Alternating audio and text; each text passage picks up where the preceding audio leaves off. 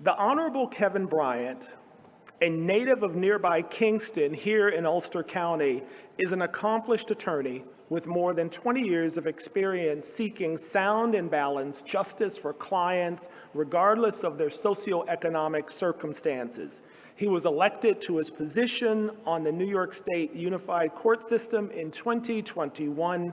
Justice Bryant serves as a justice of the New York State Supreme Court in the 3rd Judicial District of New York, and is the first African-American male to be elected in the entire 3rd Judicial Department of New York, which is comprised of 28 counties. Prior to his election, Judge Bryant served as the City of Kingston's Corporation Counsel and was the primary legal advisor for the mayor, the Common Council, and all city commissions and boards. He has also served as a special prosecutor for 6 local municipalities and has worked for both the Ulster County District Attorney and Public Defender's Office. He received his Juris Doctorate from Albany Law School in 1998 and a Bachelor of Arts degree in Political Science from SUNY New Paltz in 1993.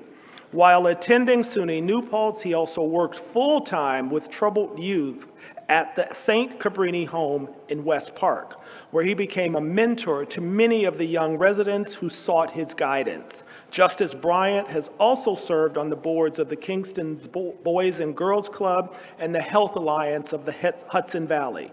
We recognize Judge Bryant for his many professional accomplishments and for his exemplary service to his community.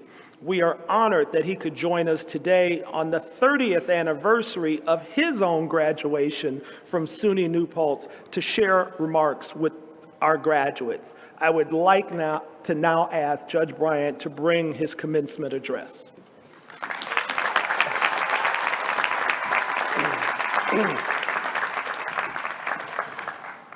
President Wheeler, Board of Trustees, Commencement Committee, I thank you all for this opportunity to be here. There is no way 30 years ago, sitting as a new graduate, that I envisioned myself ever being in this situation. You laugh now. Wait until I'm done. Graduates, this is a tremendous moment, a tremendous achievement for you, because it's a culmination of your independence, your newly found independence since you started, as well as the responsibilities that you've had having to maintain academics. Some of you may have worked as well. So you took on a lot. This is quite an achievement. But I must say, you didn't do it alone. You had parents that made tremendous sacrifices. Understand this, while you may have had a difficult 4, 5, 6 years because you were pursuing those dreams, your parents from day one have had dreams, expectations, and goals for themselves to help you reach this point. And for you to meet this achievement, to succeed in your goal, is a tremendous, tremendous accomplishment to them. You see, you probably don't know, you may not have had this conversation with them, but they made some significant sacrifices. I'm sure at night they stayed up wondering how they were going to pay for your next semester. I'm sure they stayed up at night wondering how they're going to get you money if you needed when you called. I'm sure they were forced to make decisions, deciding what bills they would pay and what they would put off to send you some money if they didn't have it. But those aren't the only sacrifices that they were made, because you have the professors that are sitting right here. This faculty made sacrifices for you as well. They show up every day. They provide extra assistance. They stay after class because you are worth it. what you're going to be doing as you start this next chapter of your life, you're going to be representing the New Paltz community, your professors. And by the way, you should thank everyone associated with you being here because you didn't do it alone. And I'm telling you now, there are going to be more accomplishments in your life. Unfortunately, with life, not everyone can be there as you go further and further in life. So you have this opportunity now. You better thank them. Thank them while you can. You know, it's really interesting because you never know where life is going to take you. When I sat here 30 years ago, I was a first-generation graduate. But I was a first-generation graduate who was told I didn't have much of a future at all. You see, when I grew up, somewhere around 12, my parents had separated. So before they separated, I was living in a comfortable environment, a happy home, and I was just happy, extremely happy. But then they separated. And when they separated, my life went into a downward spiral. So I went from a happy home to living in the projects in Kingston, where there was drugs, violence, death, and I wasn't sure what I was going to do. It created turmoil in my life. So as I'm about to tell you this story, I want you to understand that regardless of what you've been through, regardless of what you're at, or what hurdles you may have in the future, your future is still bright, and your dreams can still come true. You see, my downward spiral put me on the streets at times, not doing the best things, but I had people that cared. I had a recreation department that was an outlet for me to do positive things, so I didn't get caught up into a lot of the negative opportunities that were out there. But it all caught up to me. You see, my junior year, I had a meeting with my guidance counselor. He was a new guidance counselor to me. And I sat down with him, and he looked at my transcript. And he said, "Kevin, I don't know what to tell you. Maybe you can find a job and hold on to it." I was taken back. What is he saying? I have no future? There's no value in my life? And so I took it in. I didn't give much of a reaction because I had to let it sink in. Now, there are going to be times in your lives that people are going to say and do things that, you're not going to like. You're going to want to have a negative reaction immediately, but sometimes you need to step back and say, why is this coming? Is there anything that I need to take a closer look at within myself? And so I did. Truth of the matter is, as painful as it was for him to tell me that, it was justifiable pessimism. My transcript revealed that I didn't care about school. I didn't.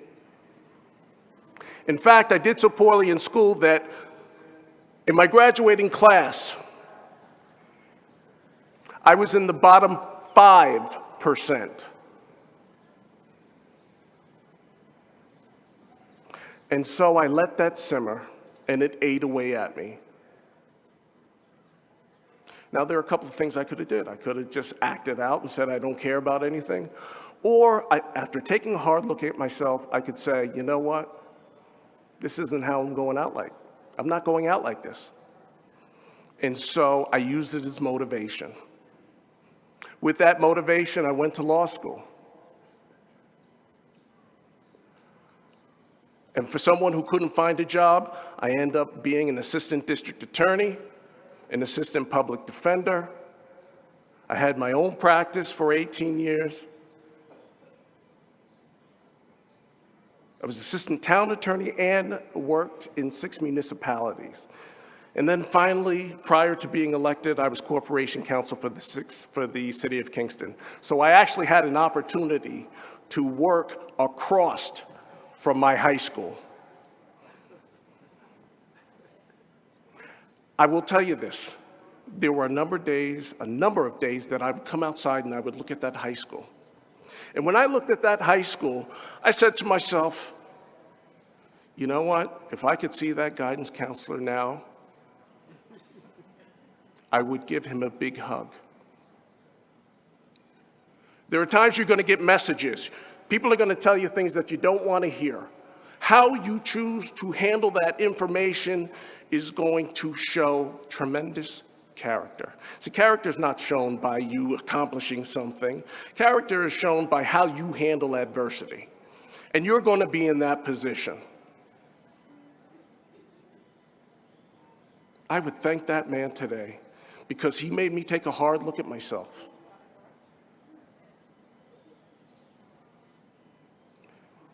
You know, this next chapter of your lives, you're going to have obstacles. You're going to have challenges. You're going to doubt yourselves at times. You're going to wonder if you can handle this problem that you're dealing with. But you're also going to have opportunities come your way. And some of these opportunities may not be in areas that you expected, that you prepared for. You'll doubt yourself because you say, I didn't focus on this area in school. I didn't have that type of training. I tell you, when I came to New Paltz, the instruction that I had gotten made me an overall better person. See, I learned how to communicate my thoughts and concerns in a way that enhanced my ability to be more productive than ever. While I was also going to school here, I worked at St. Cabrini Home. Working with troubled youth made me realize how fortunate I was. You see, some of those kids there, they didn't want to go back home. They had the opportunity to go on home visits. Going home meant they didn't know where they were going to lay their head. They didn't know what food they were going to have to eat. And so by working with them and being here, I found my purpose. My purpose at that point was to help as many people as I could. When I graduated, I want to let you know, when I graduated, still working with those kids, I was a success then. You know, success isn't about additional accomplishments and all other accolades. You know, when you can make the difference in someone's life, that's success. When you can improve the quality of others, that is success. Now, again, with this new chapter in your lives, you're going to have doubts. You're going to have fears.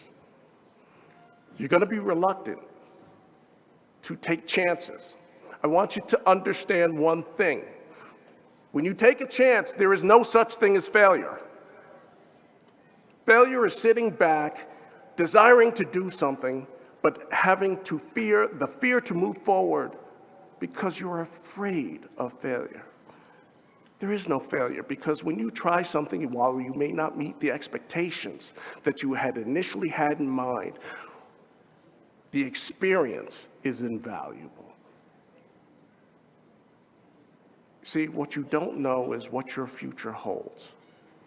And if you hold back and you don't pursue your dreams, and you're scared of change, you're afraid to leave that comfort level, you will never know what you're capable of. It doesn't matter what anyone says about you, thinks about you, you will define your own future and you will make the name for yourselves. And it doesn't matter what anyone else thinks. The school has laid the foundation for you. The sacrifice made by your parents, the sacrifice made by your professors, they all have a vested interest in your success. They all believe in you. They believe you are valuable. They believe that you can do more than you could imagine. You have only scratched the surface of what you are capable of. Just scratch the surface. I want you to know the foundation has been laid. The foundation has been laid for you to pursue your dreams, to pursue your purpose. The only thing left for you to do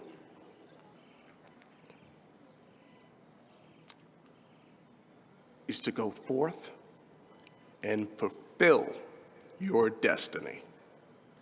Congratulations, class of 2023.